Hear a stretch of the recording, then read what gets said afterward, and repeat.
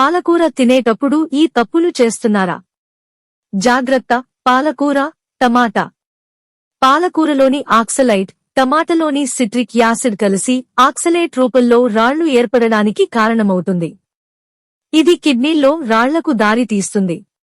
పాల పదార్థాలతో పాలకూరలో ఆక్సాలిక్ యాసిడ్ ఉంటుంది.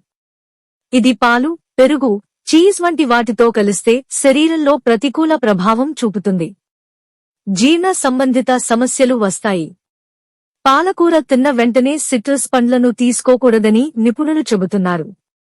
దీనివల్ల కాల్షియం ఆక్సలేట్ తయారై కిడ్నీల్లో రాళ్లు వచ్చే అవకాశాలు ఉంటాయి.